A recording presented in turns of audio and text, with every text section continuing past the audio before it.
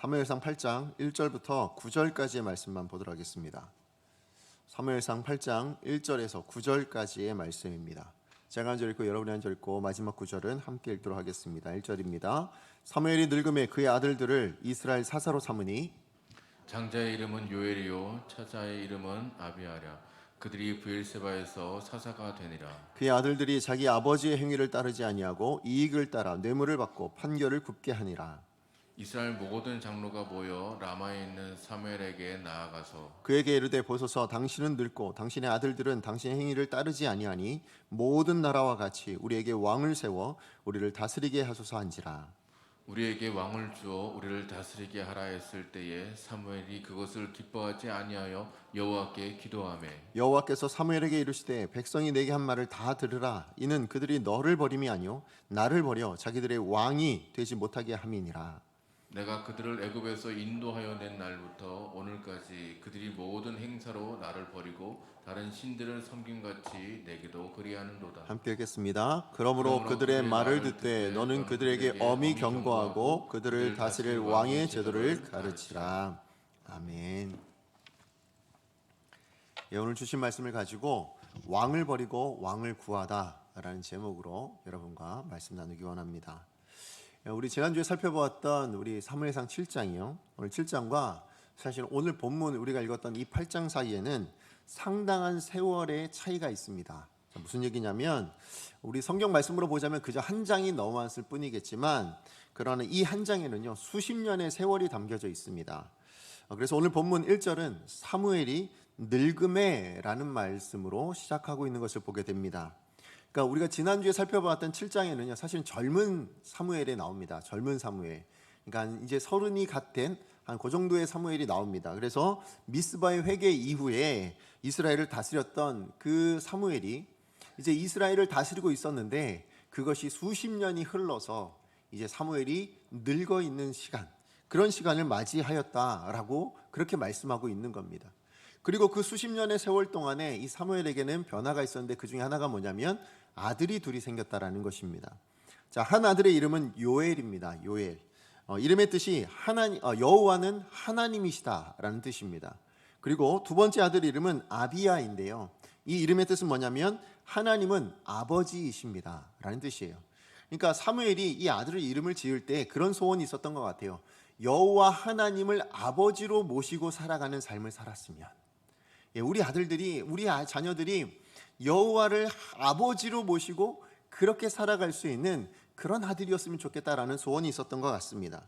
그런데 오늘 본문 말씀을 보니까 이 사무엘의 소원이 그대로 되어진 것 같지는 않습니다. 우리 3절 말씀 같이 한번 읽어보도록 하겠습니다. 시작. 그의 아들들이 자기 아버지의 행위를 따르지 아니하고 이익을 따라 뇌물을 받고 판결을 굽게 하니라. 아멘. 지금 사무엘이 늙으니까 이스라엘 전체를 다스리기가 좀 버거웠던 것 같습니다. 그러다 보니까 사사를 세우는데요. 누구를 세웠냐면 자기의 두 아들을 사사로 세웠습니다. 자, 그런데 이 두 아들이 사사로 섬기는 동안에, 이스라엘을 다스리는 동안에 그 백성들의 모든 문제들을 판결하고 재판하는 그 과정 가운데 하나님의 뜻이 아닌 자기의 이익을 따라서 뭘 받았다고요? 뇌물을 받았다고 얘기합니다. 그리고 그 뇌물에 따라 뭘 했을까요? 판결을 이렇게도 정하고 저렇게도 정하고, 그러니까 하나님의 뜻을 따라 그 말씀을 따라 정직하게 정한 것이 아니라 판결을 이리저리 굽게 만드는 그런 일을 했었다라고 이야기를 합니다. 그런데 그 일이 아버지 사무엘을 따라 행했던 삶은 아니었다라고 얘기해요. 자, 그러면 아버지 사무엘은 어떤 삶을 살았을까요? 그가 사사로 섬겼을 때는, 그가 섬겼던 그 수십 년의 세월 동안에는 아버지 사무엘은 어떻게 살았는가? 그 이야기가 사무엘상 12장 3절에서 4절에 나옵니다. 우리 같이 한번 함께 읽어보도록 합니다. 시작. 내가 여기 있나니 여호와 앞과 그의 기름 부음을 받은 자 앞에서 내게 대하여 증언하라. 내가 누구의 소를 빼앗았느냐, 누구의 나귀를 빼앗았느냐, 누구를 속였느냐, 누구를 압제하였느냐, 내 눈을 흐리게 하는 뇌물을 누구의 손에서 받았느냐.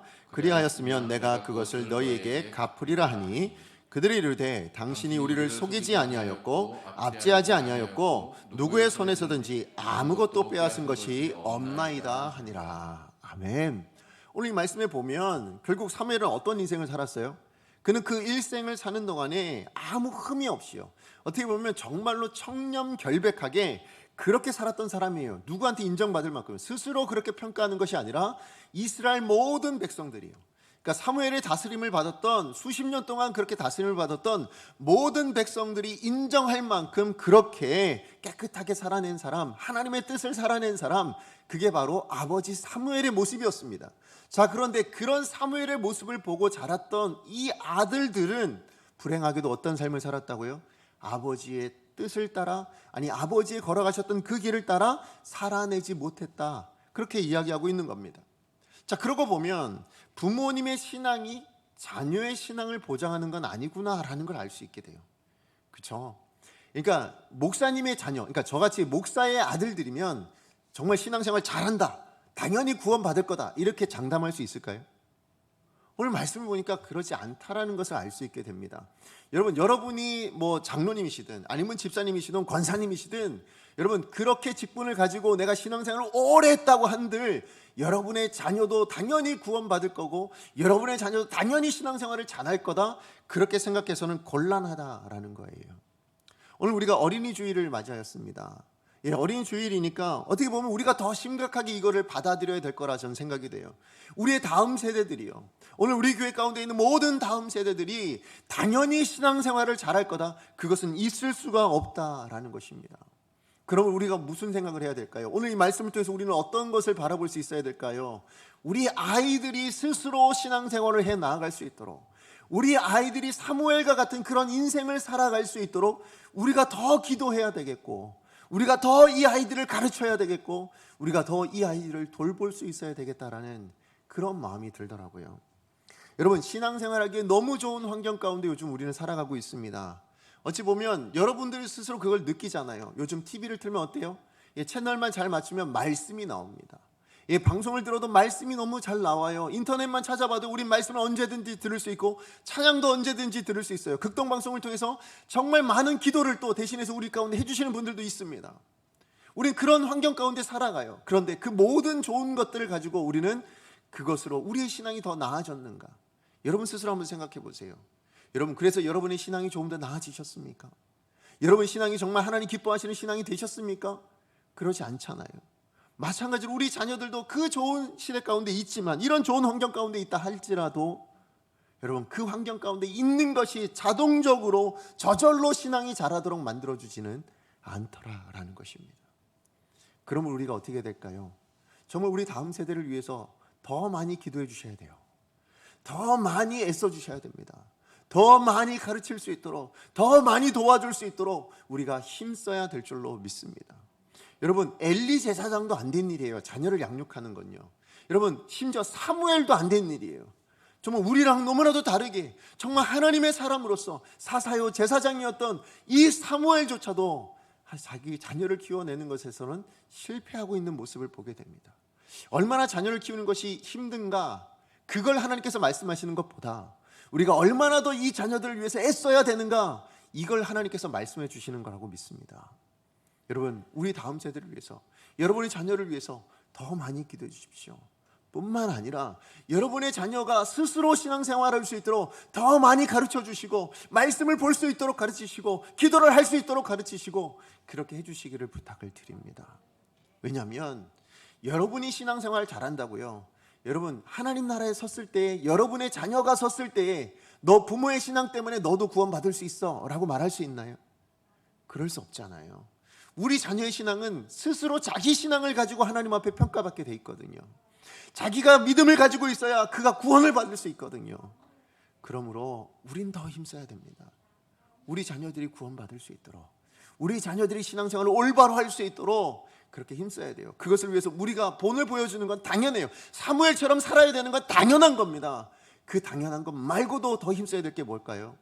우리 자녀들 더 깊이, 더 사무엘보다 더 많이 우리 아이들을 돌아보고 가르치고 기도해 줄 수 있는, 섬겨줄 수 있는 그런 저와 여러분 되시기를 간절히 축원합니다. 여튼 이 사무엘의 아들들이요, 사사로 그렇게 섬기는 동안에 이 아버지 사무엘을 따라 그렇게 살아내지 못하고요, 그래서 이 아들이 판결을 굽게 하는 이런 일들로 말미암아서 이 일이 계기가 되어 이스라엘 안에요 너무나도 중대한, 어떻게 보면 이스라엘 역사에 있어서 정말 변환점, 그러니까 변곡점이라 얘기할 수 있는 너무나도 중대한 일이 일어나게 됩니다. 여러분, 그게 뭘까요? 그게 어떤 일입니까? 오늘 말씀을 보니까 이 이스라엘 백성들이 왕을 구하는 거예요. 어떤 왕입니까? 하나님을 다시 우리의 왕이십니다 이렇게 말하는 것이 아니고 어떤 왕을 구해요? 이스라엘 주변에 있는 모든 나라들처럼 세상적인 그 왕을 지금 구하고 있는 것입니다. 그러니까 달리 얘기해서 뭐예요? 진정한 왕이 되시는 하나님을 거부하고 있는 거예요. 그리고는 하나님의 다스림보다 우리는 눈에 보이는 왕, 세상적인 저 왕, 그것이 더 필요합니다. 그 왕을 구하고 있는 것입니다. 여러분, 우린 역사를 통해서 우리는 많은 것을 배울 수 있어야 된다고 저는 생각합니다. 그런 의미에서 사실은 오늘 이스라엘의 역사에 있어서 이 사무엘상 8장은요 정말 너무나도 중요한 장입니다. 너무나도 정말 중요한 분기점이라 얘기할 수 있는 그런 이 역사적인 사건 앞에서, 그렇다면 하나님은 이 말씀을 통해 우리 가운데 뭘 배우기를 원하실까요? 오늘 이 본문을 통해서 하나님께서 우리 가운데 어떤 것을 알게 하시기를 원하실까요? 저는 그것을 세 가지로 여러분과 나누기를 원합니다. 자, 첫 번째예요. 첫 번째 하나님께서 알게 하시기 원하는 것, 우리를 구원하신 하나님은요 우리의 왕이시기를 원하신다는 것을 알기를 원하시는 거예요. 여러분, 원래 이스라엘은 신정 정치를 하는 신정국가였어요. 무슨 얘기냐면 하나님이 다스리시는, 하나님이 책임져 주시는 그런 나라가 바로 이스라엘이었다라는 것입니다. 물론 이스라엘 안에도 지도자는 있었어요. 모세라든지 여호수아라든지 아니면 오늘 본문에 나오는 사무엘처럼 지도자들은 있었습니다. 사사들도 있었죠. 그러나 그들은 다 본인의 뜻을 가지고 본인의 기준을 가지고 그렇게 이스라엘 백성들을 다스렸던 사람들이 아니고 무엇을 따라요? 하나님의 뜻을 따라, 하나님의 말씀을 따라 하나님을 대언하여, 하나님을 대신하여 이스라엘을 섬겼던, 그러니까 하나님의 통치의 손이 되어주는 그런 사람들이 바로 이 지도자들이었거든요. 그러니까 정말 이스라엘을 다스린 건 누구라고요? 하나님이 다스려 주신 거예요. 하나님이 지켜주신 거예요. 하나님이 책임져 주신 거예요. 자, 그런데 지금 그 이스라엘의 장로들이, 그 이스라엘의 백성들이 사무엘에게 나와서 왕을 다시 요구하고 있는 거예요. 뭘 버리고? 정말 진정한 왕이 되시는 하나님을 버리고요, 왕은 버리고 왕을 구합니다. 어떤 왕이요? 세상적인 왕, 다른 나라들이 가지고 있는 그 왕, 그 왕을 구하고 있는 것입니다. 그러니까 신정 정치를 버리고 왕정 정치를 구하고 있는 것이 바로 이스라엘 백성들의 모습인 거예요. 자, 그런데 이 이스라엘 백성들이 그렇게 왕정 정치를, 세상의 왕을 구하면서 표면적으로 내세운 이유가 무엇입니까? 사무엘이 늙었다는 거예요. 그러니까 사무엘 때문에 우리나라가 평안했다라는 건 인정합니다. 이스라엘 백성들도 그 평화를 누렸어요. 수십 년의 시간 동안에 블레셋에 더 이상 쳐들어오지 않거든요. 다른 어떤 나라도 쳐들어오지 않습니다. 평화가 임하고 있습니다. 왜요? 하나님의 손이 막아주셨기 때문에 우리 지난주에 보지 않았습니까? 그런데 그 이스라엘이 사무엘이 사는 날 동안에 그렇게 하나님 막아주셨는데, 근데 이 사무엘이 어떻게 된 거예요? 나이가 너무 많이 들어버린 거예요. 이거 언제 죽을지 모르는 거죠. 이 사무엘이 없어지면 그럼 어떡하지? 하나님이 더 이상 우리를 안 다스려 주시면 어떡하지? 우리를 안 보여주시면 어떡하지? 이런 마음의 불안이 생겼던 것 같습니다. 뿐만 아니라 더 결정적인 이유가 뭐였다고요? 아니, 이 사무엘이 세워놓은 두 아들들이요, 하나님의 뜻을 따라 다스리지 못하고 하나님의 뜻이 아닌 정말 세상적인 방법을 가지고 자기 유익을 가지고 예전에 엘리의 아들들 모습처럼 그렇게 우리들을 다스리고 있는 그 모습을 바라보니 안 되겠다, 이런 마음이 들었던 거라고 이야기하고 있습니다. 자, 그런데 이건 표면적인 이유인 거예요. 하나님께서 오늘 말씀을 통해서 뭐라고 얘기하시냐면 이 이스라엘 백성들의 요구 가운데 담겨져 있는 근본적인 이유가 있다, 더 중심적인 그 숨겨진 이유가 있다라고 얘기합니다. 그게 7절에서 8절입니다. 우리 같이 한번 다시 읽어보겠습니다. 시작. 여호와께서 사무엘에게 이르시되 백성이 내게 한 말을 다 들으라. 이는 그들이 너를 버림이 아니요 나를 버려 자기들의 왕이 되지 못하게 함이니라. 내가 그들을 애굽에서 인도하여 낸 날부터 오늘까지 그들이 모든 행사로 나를 버리고 다른 신들을 섬긴 같이 내게도 그리하는도다. 아멘. 여러분, 이 말씀을 볼 때 하나님의 섭섭한 마음이 좀 느껴지지 않으세요? 좀 하나님의 애타는 마음이 좀 느껴지지 않으십니까?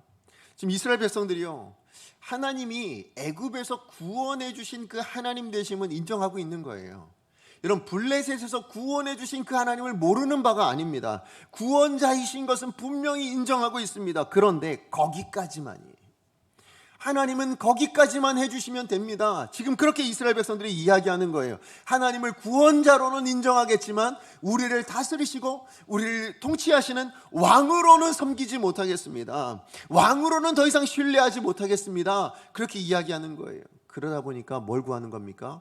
하나님이 왕으로서는 받아들여지지 못하니까 세상적인 왕, 우와 저 나라는 저 왕의 카리스마, 저 왕의 리더십, 저걸로 그렇게 잘 되어지고 있는 모습을 보니 우리도 저 왕이 필요하다. 눈에 보이지 않는 왕, 그렇게 눈에 보이지 않는 하나님의 섭리로 움직이시는 그런 왕이 아니라 정말 눈에 보이는 그 카리스마, 그 군대, 그 나라의 경제력, 정치력, 이런 것들을 발휘하는 저 왕이 필요하다. 그것을 요구하고 있는 것입니다. 여러분, 침례대학교 교수님이신 박영철 목사님이 쓰신 구멍난 복음을 기워라 라는 책 제목이 있어요. 여러분, 복음이 구멍났다, 근데 그것을 기워라, 좀 책 제목이 좀 재미있죠. 그런데 복음이 구멍났다라는 이 말이 어떤 의미인가 하면 그분이 구멍난 복음에 대해서 이야기할 때 뭘 얘기하신 거냐면, 우리가 전하는 복음이 있잖아요. 뭐 사형리를 통해서 전하든지 아니면 뭐 전도폭발을 통해서 전하든지 우리가 전하는 복음의 내용이 있잖아요. 자, 그런데 그 복음의 내용이 주로 무엇을 전하냐면 구세주, 예수님이 우리를 구원하신 구세주라는 그것을 전하는데 치중되어 있다라는 거예요. 그러니까 우리를 구원해 주신 그 구세주인 것은 정말 잘 전하고 있는데 뭘 못 전하느냐? 그 구세주 되신 예수님이 우리의 주인이십니다. 그분이 우리의 주님이십니다. 이거는 잘 드러나지 않는다라는 거예요, 우리가 전하는 복음에. 그런데 이게 왜 문제가 되냐면, 구세주이신 예수님을 전하면 뭐가 돼요? 아, 그분이 나를 구원하셨다는 것 때문에 그래, 난 천국에 갈 수 있어 라는 이런 확신은 분명히 가지게 됩니다. 그래, 내가 구원받았어, 이 확신은 분명히 가지고 사는데 뭐가 없어지냐면, 그 예수님이 지금 현재 나의 삶을 다스리고 통치하시는 하나님이고 그렇게 주인이 되신다는 그 개념이 없어지게 된다는 거예요. 그 개념은 잘 받아들이지 못하게 된다는 것입니다. 그러다 보니까 예수님을 생각하면 뭘 생각해요? 나를 구원해 주셔서 너무 감사합니다, 예수님 땡큐, 이렇게 말할 수 있다는 거예요. 자, 그런데 실제적인 삶으로 가면 어떻게 되는 거예요? 이거는 내 뜻대로 하게 내버려 두시죠. 아니, 날 구원해 주신 건 괜찮은데, 예, 고맙습니다. 그런데 이걸 왜 간섭하시는 겁니까? 이건 내 뜻대로 하고 싶고요, 이건 내 마음대로 하고 싶고요, 요건 좀 내가 원하는 대로 살아가면 안 됩니까? 이런 생각들을 하게 되고 이런 삶을 살아갈 수밖에 없게 된다는 거예요. 그러다 보니까 여러분, 우리의 삶이 하나님이 주인이시고 하나님이 다스리시는 이 생각을 갖게 되면 가장 먼저 오는 문제가 뭐냐면, 여러분이 어려움을 당할 때 그 문제를 누가 해결해야 되는 거예요? 하나님이 다스린다 생각을 못하니까 내가 해야 되다 보니까 뭐가 돼요? 절망하게 되는 거예요. 낭망하게 되는 거예요. 문제를 만날 때마다 좌절하게 됩니다. 왜 내가 이런 어려움을 당하게 되지? 왜 나는 그래서 우울하게 되고 절망 가운데 슬퍼하게 되고 그런 인생을 살아갈 수밖에 없다라는 거예요. 뿐만 아니라 그렇게 우리 인생의 주인 되신 분이 하나님이십니다라는 걸 모르게 되면 성도가 성도다워질 수 없는 거예요. 그렇잖아요. 하나님이 주인이신 줄 모르는데 내가 주인이면 뭐예요? 내 소견에 옳은 대로 사사기의 인생을 살아갈 수밖에 없는 거예요. 그러다 보니까 우리가 지금 욕먹는 거 아닙니까? 지금 우리가 성도들이 왜 이 세상 가운데서 그렇게 욕을 먹을까요? 우리가 뭘 잘못했나요? 우리가 무엇을 잘못했습니까? 우리가 세상 가운데 해코지를 했나요? 아니요.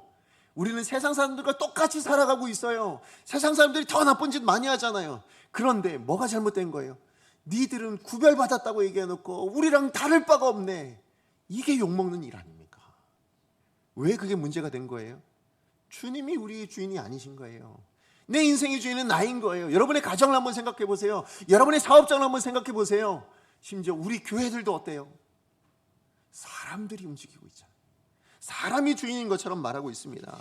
지금 이스라엘의 모습이 딱 그 모습이라는 거예요. 구멍난 복음을 입고 살아가고 있는 사람들. 애굽에서 구원해 주신 하나님 감사합니다. 좋아요. 블레셋에서 우리를 구원해 주신 하나님 너무너무 땡큐, 감사합니다. 그런데 다스리는 것에 있어서만큼은 그냥 우리 뜻대로 하게 내버려 두세요. 우리가 하고 원하는 것처럼 살게 내버려 두십시오. 하나님 나를 다스려 주시는 건 절대 안 되겠습니다. 지금 그렇게 요구하고 있다는 거예요. 그런데 이 모습이 오늘 우리들의 모습도 마찬가지라는 거죠. 여러분, 여러분은 구멍난 복음을 입고 계신 건 아닙니까? 구원자이신 예수님은 너무나도 감사해하면서 그 주님이 나의 왕으로 모셔드리는 것에 있어서는 아니요, 내 마음의 왕자는 내 거지 하나님 것이 아닙니다. 이렇게 살아나고 있는 사람들은 아니신가라는 것이죠. 여러분 가정의 주인은 누구입니까? 여러분의 자녀가 주인이 아니죠. 여러분이 주인이 아니에요. 누가 주인이셔야 된다고요? 하나님이셔야 하는 거예요. 아니, 하나님이 그걸 원하세요. 하나님이 그걸 바라세요. 여러분을 구원하신 이후에 내가 너의 주인이 되어주면 안 되겠니? 내가 너를 다스리고 내가 너를 지켜주고 내가 너를 보호해주는 그런 울타리가 되면 안 되겠니? 그렇게 말씀하시는데, 아니요, 내 가정은 내가 지킵니다. 내 사업장은 내가 운영합니다. 우리 교회는 내가 하겠습니다. 그렇게 말하고 있는 것은 아니냐고요. 내가 아니면 안 됩니다. 그렇게 말하고 있는 것은 아니냐고요. 그게 뭐라고요? 구멍난 복음을 입고 있는 거다. 그렇게 말하고 있습니다. 아니요, 하나님은 우리의 구원자 되는 것만 기뻐하시는 것이 아니라 뭘 더 원하실까요? 네가 나의 구원을 받았으니 그러므로 이제는 나의 뜻을 따라 살아냈으면 좋겠다. 그래서 내가 주는 은혜, 내가 공급하는 능력, 그걸 좀 체험하면서 그렇게 행복하고 복되게 살아가면 안 되겠니? 이게 아버지의 마음이라는 거예요. 그래서 하나님은요, 우리를 구원해 주셨어요. 예, 우리를 구원하신 그 하나님은 무엇도 되기를 원하신다고요? 왕이 되기를 원하신다. 우리 마음의 보좌에 앉아 있기를 원하신다. 그래서 꼭 기억하시기 바랍니다. 자, 그런가 하면 두 번째로 우리가 생각해야 될 건 뭐냐면, 오늘 본문을 통해서 우리가 기억할 것은 이스라엘의 지금 이스라엘됨은 하나님의 열심 때문이라는 거예요. 자, 이게 무슨 얘기냐? 여러분, 이 사무엘이 사사로 사는 동안에, 그가 통치하고 다스리는 동안에 이스라엘은 뭘 누렸다고요? 평화를 누렸어요. 그러니까 블레셋이 더 이상 쳐들어오질 못했어요. 그리고 그 주변에 있는 아모리 사람이나 그 가나안 지방에 있는 사람들과요, 다 화평하게 그렇게 지냈다라고 이야기를 합니다. 그런데 그 이유가 뭐냐? 그 이유가 뭐라고요? 사무엘이 잘 다스려서? 아니에요. 이스라엘 백성들이 너무너무 잘 자라서? 그것도 아니라고요. 여러분, 우리 그 이유를 한번 보겠습니다. 우리 8절 말씀 한번 읽어볼 텐데요, 8절에 이스라엘 백성들의 역사에 대한 평가가 나와요. 같이 한번 읽어보겠습니다. 시작. 내가 그들을 애굽에서 인도하여 낸 날부터 오늘까지 그들이 모든 행사로 나를 버리고 다른 신들을 섬김같이 내게도 그리하는도다. 아멘. 오늘 이 말씀을 보면 지금 이스라엘 백성들이 어떻게 살았다고요? 이스라엘 백성들을 애굽에서 구원해낸 그 순간이에요. 하나님께서 이스라엘 백성들을 하나님의 백성으로 삼으신 그 순간부터 지금까지, 오늘날 이것을 기록하고 있는 그 순간까지 뭐 했다고요? 어떤 일을 할 때마다, 어떤 일을 행할 때마다 모든 행사 가운데 뭘 했다고요? 어떻게 하면 하나님을 버릴 것인가를 생각하고 살았대요. 어떻게 하면 하나님이 나를 내버려 두게 하실 건지, 어떻게 하면 저 하나님을 좀 멀리 좀 떠나버릴 것인지, 그런 고민만 하고 그렇게 살았다고 얘기합니다. 뿐만 아니라 다른 것을, 다른 신들을 섬겨볼까, 더 좋은 것은 뭐가 있을까, 그것만 두리번 거리며 그렇게 살아온 사람들, 그게 이스라엘 백성들이라고 이야기를 하는 거예요. 한 번이라고요? 아니라고요. 한두 번 행한 일이 아니라 모든 행사로요. 아니, 이 사람들이 행하는 모든 일들마다 그렇게 나는 버리고 다른 거 찾아내고 다른 거 원하고 그렇게 살아낸 사람들이 이스라엘 백성이었다 얘기하는 겁니다. 여러분, 이 평가를 누가 내리고 있습니까? 사무엘서 기자가 한 얘기가 아니에요. 여러분, 역사학자가 한 얘기가 아니에요. 다른 어떤 사람이 한 얘기가 아니라 누가 하신 얘기라고요? 하나님이 지금 그렇게 이스라엘 백성들을 평가하고 있는 거예요. 얼마나 두려운 이야기입니까? 하나님이 바라보시기에 이 백성들이 나를 버리고 있다고 그렇게 지금 말씀하고 있는 것입니다. 그러니 어찌 보면 이스라엘은요, 지금 가나안 땅에 들어와서 이렇게 적과 꿀이 흐르는 그 약속의 땅을 받아서 그것을 누리고 평화를 누리고 하는 건 있을 수 없는 이야기예요. 하나님이 본래 그 이스라엘 백성들의 그 행동대로 만약에 하나님께서 평가하신 대로 그렇게 이스라엘 백성들을 대하셨다면 어떤 일이 있어야 정당한 거예요? 심판을 받아야죠. 벌을 받아야죠. 징계를 받아야죠. 어쩌면 망했어도, 몇 번이고 모든 행사 때마다 망했어도 아무 말 할 수 없는 것이 이스라엘 백성들의 모습이었어요. 자, 그럼에도 불구하고 이런 세상적인 왕을 구하고 있는 이 이스라엘 백성들이 지금 어떻게 살고 있어요? 사무엘의 다스림 가운데 이 약속의 땅 가나안 땅에 들어와서 뭘 하고 있는 거예요? 평화를 누리고 있는 거예요. 이게 어찌된 일일까요? 아니 멸망받아도 싼 이 이스라엘 백성들이, 하나님의 분노를 받아도 싼 이 이스라엘 백성들의 삶의 모습 가운데서도 오히려 하나님의 보호하심을 누리고 있고 그 평안을 누리고 있는 이 이스라엘 백성들의 모습은 어찌된 일이겠냐는 거예요. 어떻게 이런 일이 가능했는가? 여러분, 성경을 읽어보시면 한결같이 나오는 얘기가 뭐예요? 무엇 때문이다? 하나님의 은혜 때문이다. 그렇잖아요. 하나님의 긍휼하심 때문이다. 하나님의 자비하심 때문이다. 예, 그것 때문이라고 얘기하는 거예요. 다시 얘기해서 하나님께서 뜻을 정하셨어요. 무슨 뜻이요? 내가 이스라엘로 내 백성 삼겠다, 내 자녀 삼겠다라는 뜻을 정하시고 그 뜻을 이루어내시기 위해서 하나님이 열심으로 일하고 계시기 때문에, 그래서 우리가 포기되지 않고 이 이스라엘 백성들이 버려지지 않고 망하지 않고 이 은혜를 누리고 있더라, 그렇게 이야기하는 거예요.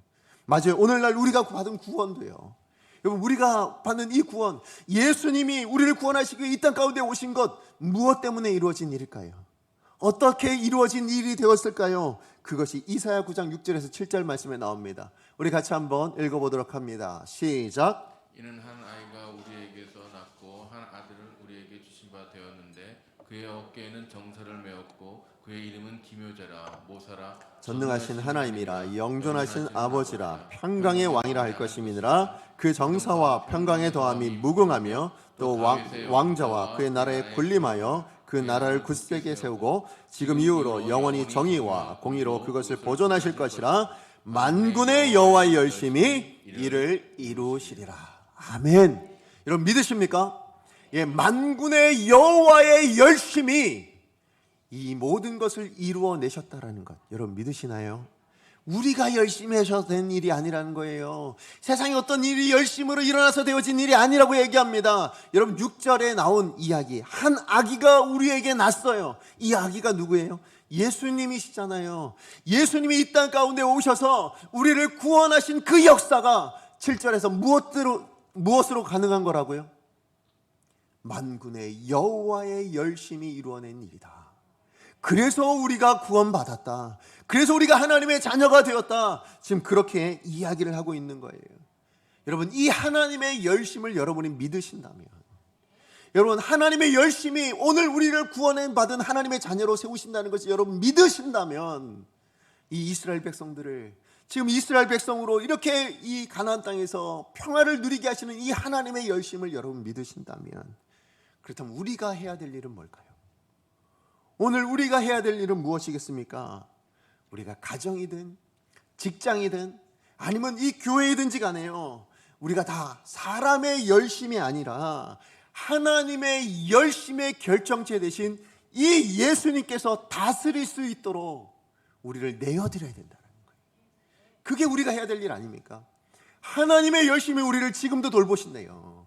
그러면 그 하나님 앞에 우리를 내어드리면 되는 거 아니냐는 거예요. 우리가 우리 자신을 맡기면 되는 거 아니에요? 여러분의 가정을 맡기십시오. 여러분의 자녀를 맡기세요. 여러분의 사업장을 맡기세요. 우리 교회를 하나님 앞에 맡겨드리자고요.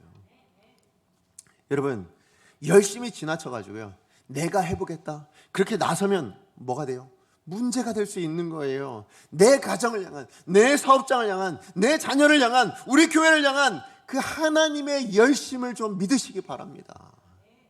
하나님의 열심은 결코 포기하지 않습니다. 오늘 7절에 뭐라고 돼 있었다고요? 이사야서 9장 7절에 만군의 여호와의 열심이 이루실 것이에요. 만들어 가실 것이에요. 성취하실 것이에요. 만군의 여호와의 열심을 누가 꺾을 거예요? 여러분이 꺾을 수 있어요? 사단이 꺾겠습니까? 세상 그 무엇이 꺾을 수 있겠습니까? 꺾을 수 있는 것이 없어요. 하나님이 열심을 부리기로 작정하신 이상 그 어떤 것도 이것을 무너뜨릴 수 없는 거예요. 그렇기 때문에 이 열심을 기억하신다면, 이 하나님의 열심, 은혜를 주시기로 열심 내셨고요, 긍휼을 주시기로 열심 내셔서 오늘 우리가 이 자리에 있잖아요. 그렇다면 우리는 뭐 해야 된다고요? 그 주님께, 그 열심의 결정체가 되는 이 하나님의 열심의 그 열매가 되는 이 예수님께 여러분의 마음의 왕자를 내어드리세요. 왕으로 세워주십시오. 이게 우리가 해야 될 일이에요.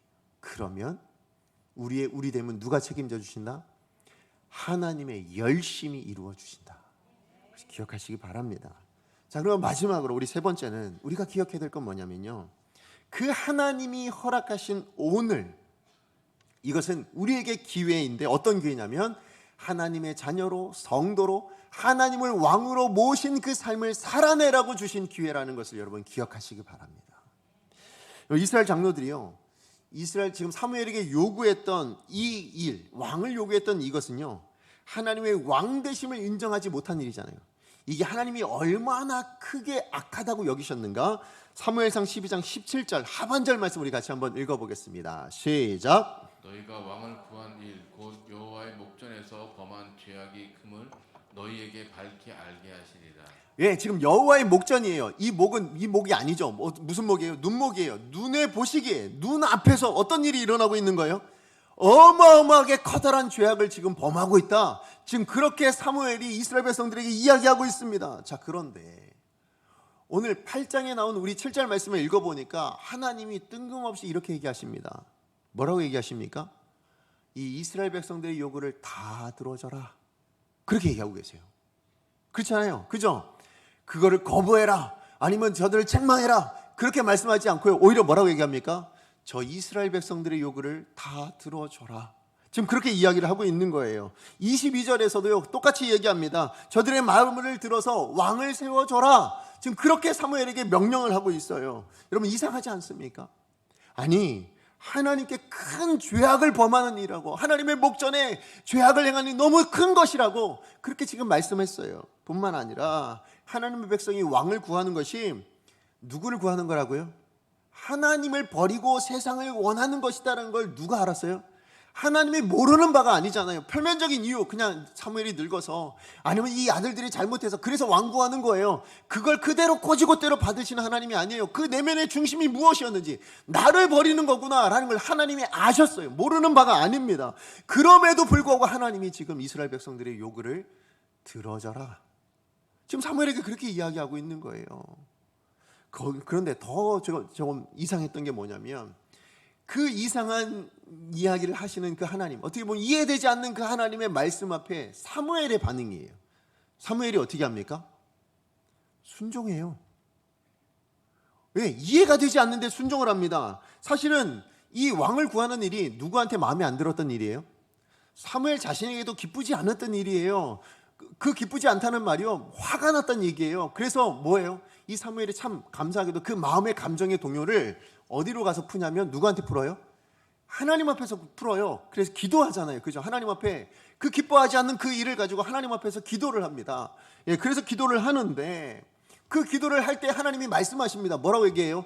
야, 이건 널 버린 게 아니고 날 버린 거야. 내 앞에 너무나도 큰 죄야.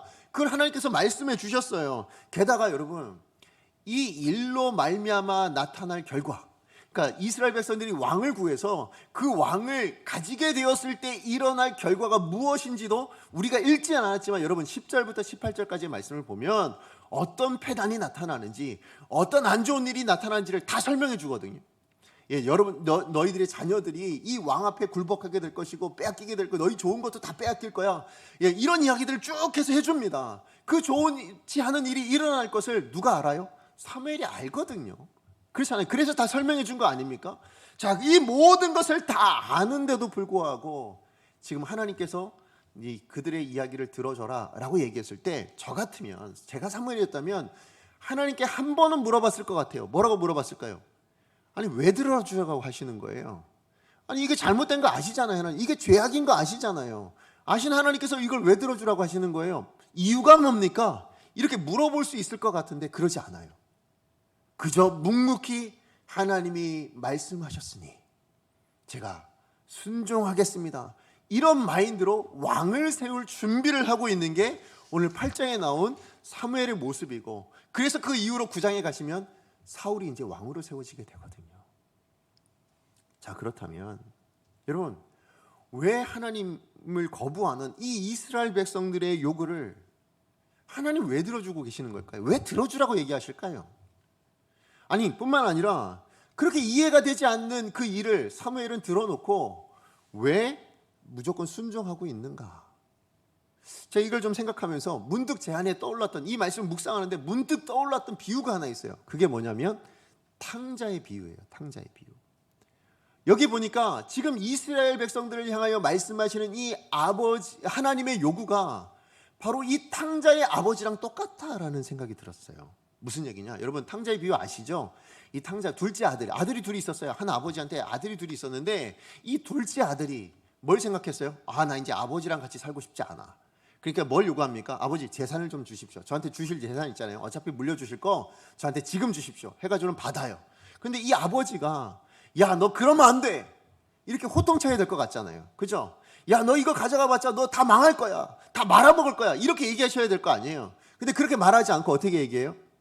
줄게. 하고는 주신 거예요. 그런데 실제로 그랬더니 이제 어떤 일이 일어납니까? 이 아들이 그 재산을 다 처분해버려요. 아버지 허락 받았는지 안 받았는지 모르겠지만 이제 내 재산이니까 내 마음대로 하겠습니다. 다 처분해가지고는 어떻게 해요? 먼 나라로 떠나버립니다. 더 이상 아버지랑 같이 살고 싶지 않아요. 그리고 떠나버렸어요. 떠나버렸는데 아니나 다를까 어떤 일이 일어납니까? 거기서 흥청망청 쓰다가 곧 얼마 안 돼서 어떻게 돼요? 쫄딱 망해버린 거예요. 가난한 거지가 되어버린 거예요. 그런데 설상가상으로 어떤 일이 일어납니까? 기근이 오게 됐습니다. 그 지역에. 그러다 보니까 먹을 것이 없어서 이 사람이 뭘 합니까? 돼지 치는 일을 합니다. 다른 집에 돼지 치는 일을 해요. 그래서 그 돼지의 먹이를 먹으면서 목숨을 연장해 가고 있는데, 근데 이 기근이 얼마나 심해졌는지 그 쥐염 열매마저도 먹지 못할 상황이 돼버리고 마는 거예요. 자, 그랬을 때 이 아들에게 하나 생각난 게 있어요. 뭐가 생각났습니까? 우리 아버지 집에 가면 이런 일은 없는데, 우리 아버지 집에 가면 그렇게 잘 먹었었는데, 우리 그 하인들도 그렇게 잘 먹고 그렇게 즐겁게 살았는데, 이게 문득 떠오른 거예요. 그랬을 때 뭐라고 생각합니까? 염치 없지만 어떻게 하자? 돌아가자 생각하죠. 자, 그래서 돌아갑니다. 돌아가는데 돌아오고 있는 그 아들의 모습을 누가 봐요? 아버지가 보는 거예요. 그럼 아버지가 어떻게 해요? 막 달려옵니다. 막 달려와 가지고는 막 끌어안으려고 하는 그때 이 아들이 얘기합니다. 뭘 얘기했을까요? 뭐라고 얘기했을까요? 그게 누가복음 15장 21절인데요. 우리 같이 한번 읽어보도록 합니다. 시작. 아들이 이르되 아버지 내가 하늘과 아버지께 죄를 지었사오니 지금부터는 아버지의 아들이라 일컬음을 감당하지 못하겠나이다.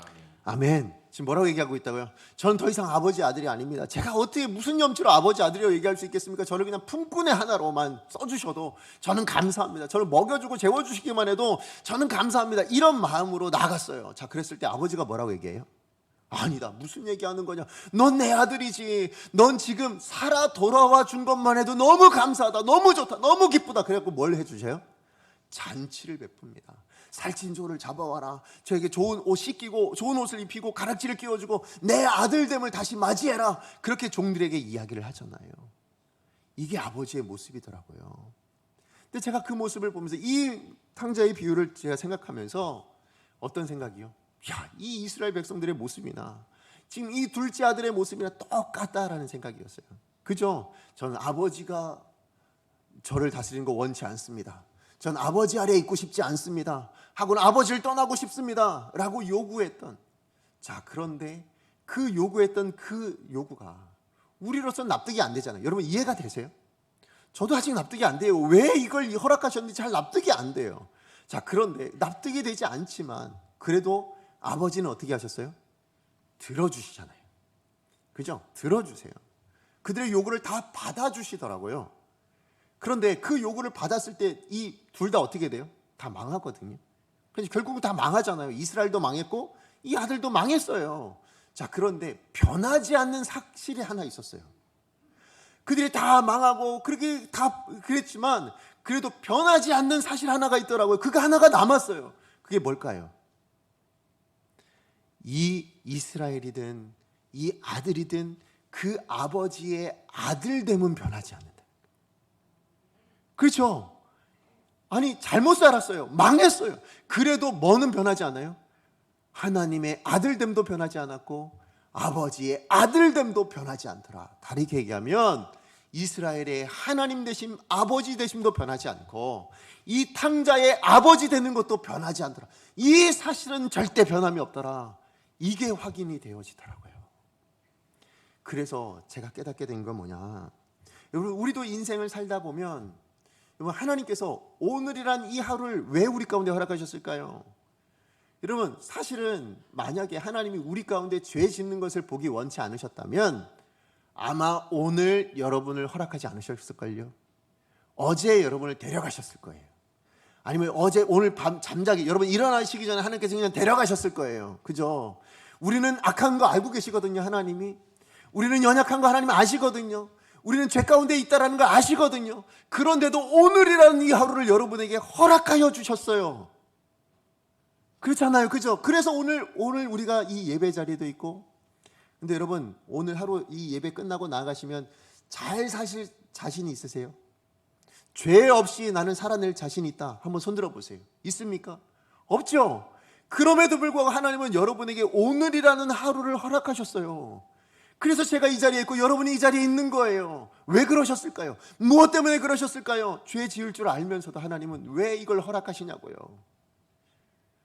왜? 하나님은 기회를 주신 거예요. 오늘이란 이 하루를 살라고 기회를 주셨어요. 자, 그런데 그 기회 가운데 두 가지 선택을 할 수 있대요. 어떤 선택입니까? 하나는 지금 이 사무엘처럼 좀 힘들어도 이해가 되지 않아도 하나님 말씀대로 살겠습니다 라고 살아낼 수 있는 삶, 그걸 하나 선택할 수 있고요. 또 다른 하나는 뭡니까? 지금 이스라엘 백성들처럼, 아니면 이 탕자처럼 저는 아버지 원대로가 아니라 내 뜻대로 살겠습니다, 내 소견에 살겠습니다 라고 선택할 수 있는 이 두 가지 길이 있다고 얘기하는 거예요. 여러분, 오늘 하루 여러분 이 두 가지 중에 하나를 선택하며 살 거예요. 뭘 선택하고 싶으세요?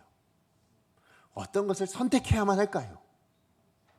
예, 아버지의 뜻을 따라 이해가 되지 않아도, 용납할 수 없어도, 손해가 될 줄 알아도 그래도 하나님의 뜻을 따랐던 사무엘과 같은 그런 오늘 하루를 살기를 하나님께서는 기대하실 거예요. 그런데 그렇게 기대는 하지만 그렇게 다 살 거라고는 생각하지 않으시는 거죠. 누가 아실까요? 하나님이 이미 아실 거예요. 자, 그런데 그럼에도 불구하고 왜 하나님 오늘 하루를 허락하셨다고요? 한번 살아내 보라는 거예요. 근데 그 삶의 결정은, 그 삶으로 인하여서 우리가 맺을 열매는 누가 다 감당해요? 우리가 감당하게 돼 있어요. 때론 망하기도 할 거고요. 우리는 때로 고통을 당하기도 할 거고요. 어려움을 당하기도 할 거예요. 이스라엘 백성들과 같이 이 탕자처럼 그런 굶어 죽을 것 같은 그런 상황 가운데도 처하게 될 거예요. 그러나 변하지 않는 사실이 있습니다. 절대 변하지 않는, 우리가 아무리 지금 이 순간에 하나님 앞에서 범죄를 한다 할지라도 절대로 변하지 않는 사실 하나는 있습니다. 그게 뭡니까? 하나님은 우리를 포기하지 않는다. 하나님은 우리를 절대로 하나님의 자녀됨을 포기하지 않으신다. 하나님이 우리의 아버지 되시는 것은 절대로 바뀌지 않더라. 여러분, 이것을 오늘 하루 확인하게 되실 거예요. 내일도 아침에 눈을 뜨시면서 확인하게 될 거예요. 오늘 또 내가 또 왜 이 하루를 맞이할 수 있지? 하나님이 나를 포기하지 않았구나. 그리고 오늘도 또 기회를 주시는구나. 어제 잘못 살았는데 그래서 오늘은 잘 살라고, 오늘은 좀 아들답게 살라고, 그렇게 오늘 하루를 허락하시는구나. 이걸 여러분이 깨닫게 되실 줄로 믿습니다. 아니, 하나님이 그걸 기대하면서 오늘을 허락하신 거예요. 그럼 여러분, 우리 이 시간에 결단했으면 좋겠어요. 뭘 결단해야 될까요? 오늘이란 이 하루를 하나님께서 허락하셨을 때에 하나님 기대하시는 바가 뭐라고요? 아버지의 뜻을 따라 사무엘처럼 좀 살자. 이걸 하나님이 기대하신다는 걸 여러분 기억하시고, 여러분 삶의 선택마다 이 두 가지 선택 중에 하나예요. 아버지 뜻을 따를 거냐, 내 뜻, 세상 뜻을 따를 거냐. 여러분, 아버지의 뜻을 따라 살아내시는 저와 여러분 되시기를 간절히 축복합니다. 말씀의 결론을 맺습니다. 왕을 버리고 왕을 구하고 있는 이 이스라엘 백성들의 모습 가운데 하나님은 다른 의미로 우리 가운데 이야기하고 있어요. 세상의 왕을 버리고 네가 왕 되는 것을 버리고 나를 왕으로 모셨으면 좋겠다. 이게 하나님이 바라시는 거예요. 그리고 오늘 하루 왕 되신 그 하나님의 뜻을 따라 한번 살아내보지 않겠니? 그래서 오늘 하루를 주셨다라는 것을 여러분 기억하시기 바랍니다. 그래도 하나님은 아세요. 우리가 연약하다는 거, 우리가 실수한다는 거, 우린 날마다 넘어진다는 거 하나님이 아세요. 그래서 뭘 주셨을까요? 은혜를 예비하셨어요. 하나님은 오늘 저와 여러분에게 그 은혜를 주실 줄로 믿습니다. 그래서 그 은혜를 매일마다 경험하며 살아가시는 저와 여러분 되시기를 간절히 축복합니다. 오늘 그것을 찬양으로 녹여낸 이야기가 있어요.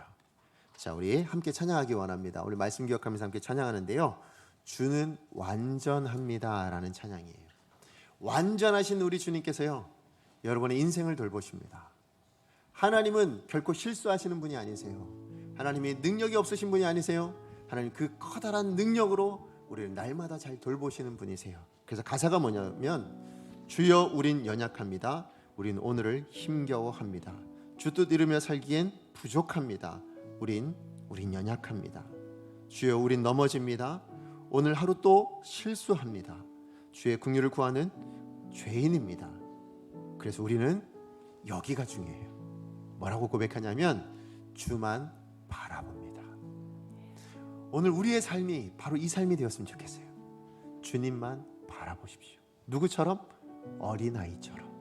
그렇게 살 때 한없는 주님의 은혜가 이 세상 가운데 넘치게 해주신다고 약속하십니다.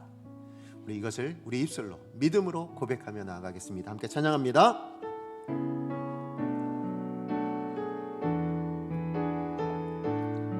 우리 스스로를 인정하며 고백합니다. 주여 우린 연약합니다. 주여 우린 연약합니다.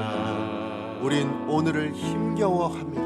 우린 오늘을 힘겨워합니다. 주 뜻 이루며 살기엔 우리 너무 부족합니다. 주 뜻 이루며 살기엔 부족합니다. 우린 연약합니다. 우린 연약합니다. 이 연약함을 세상이 아니라 하나님께 구합시다. 주여 우린 넘어집니다. 주여 우린 넘어집니다. 오늘 하루 또 실수하였습니다. 오늘 하루 또 실수합니다. 주의 긍휼을 구하는 죄인입니다. 주의 긍휼을 구하는 예, 하나님 우리가 죄인입니다. 죄인입니다. 우린 주님만 바라보겠습니다. 주만 바라봅니다.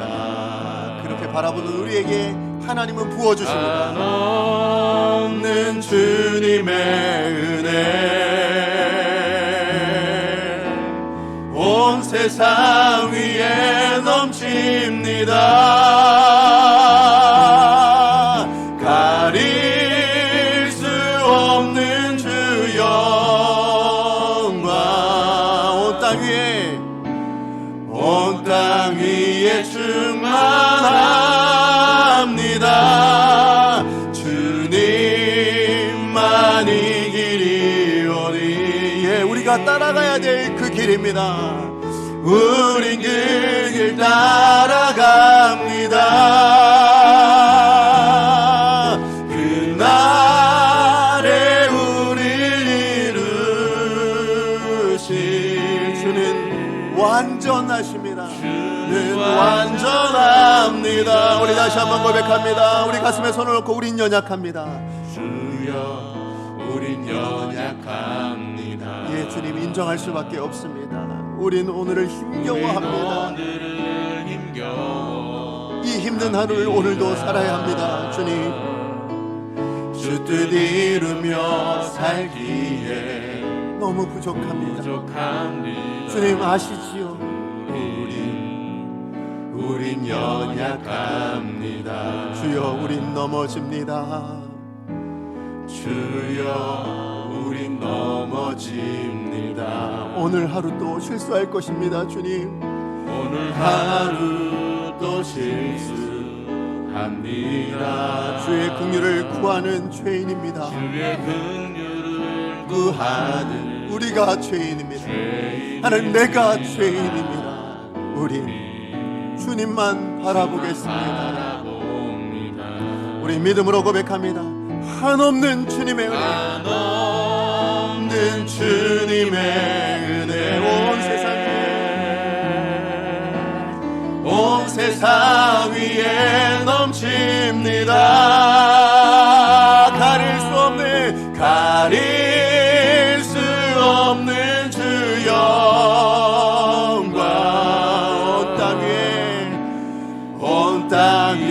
충만합니다. 주님만이 길이 오니 우린 그 길 따라갑니다. 우린 그 길 따라갑니다. 그날에 우리를 이루실 주는 완전하십니다. 주는 완전합니다. 한없는 주님의 은혜 온 세상에 넘칩니다. 한없는 주님의 은혜 오늘 우리 가운데 우리 몸된 교회 가운데 온 세상 위에 넘칩니다. 그 어떤 것도 가릴 수 없습니다. 낼 수 없는 주 영광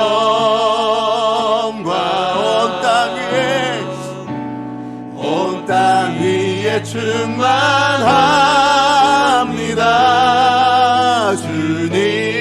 주님만이 길이 오니 예, 저 주님만 따라가겠습니다. 우린 그 길 따라갑니다.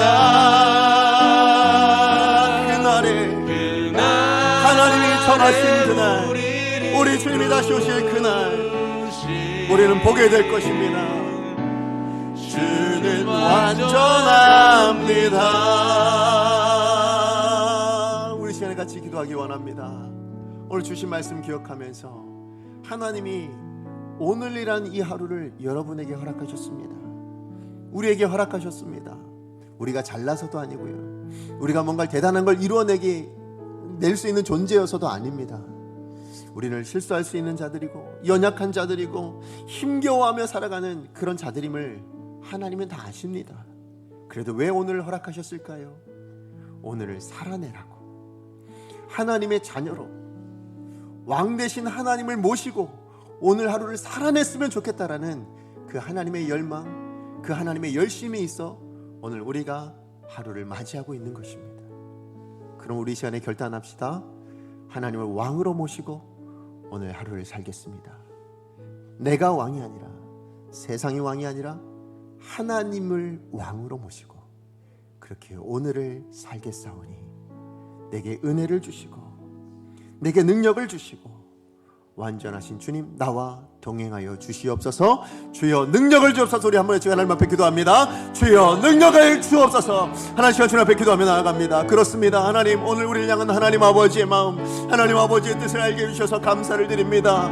하나님은 우리의 왕으로 좌정하셨고 하나님 우리를 다스려 주시고 하나님 우리를 구원해 주셨을 뿐만 아니라 우리 가운데 능력 베풀어 주시며 인도하시는 하나님 아버지이신데 우리가 우리의 삶의 순간순간마다 그 하나님을 인정하지 못하고 우리 뜻을 따라 내가 왕인 것처럼 하나님 그렇게 살아왔던 우리의 연약한 모습을 하나님 앞에 고백합니다. 그러나 그럼에도 불구하고 하나님 우리를 포기하지 않고 하나님의 그 열심이 우리를 하나님의 자녀로 온전한 하나님의 백성으로 세우시기 위해서 오늘을 허락해 주셨습니다. 하나님 오늘을 살아내기를 원하는 하나님 아버지의 마음, 살아내되 하나님의 자녀로 살아내라고, 하나님의 백성답게 살아내라고, 사무엘처럼 순종하며 살아내는 인생들하고 오늘 우리 가운데 허락하신 이 기회에 하나님 은혜를 의지하고 하나님의 능력을 의지하고 주를 따라 살아내겠습니다 결단하는 우리 성도님들의 이 기도를 주님께서 들어주셔서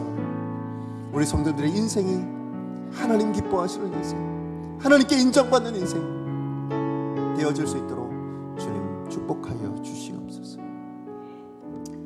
사랑의 하나님 감사합니다. 하나님 우리 아버지이십니다. 하나님은 우리의 왕이십니다. 세상 그 어떤 것도 이것을 끊을 자가 없고 끊을 권세도 없고 끊을 어떤 것도 없다라는 것을 오늘 말씀을 통해서 다시 한번 깨닫게 해주셔서 감사를 드립니다.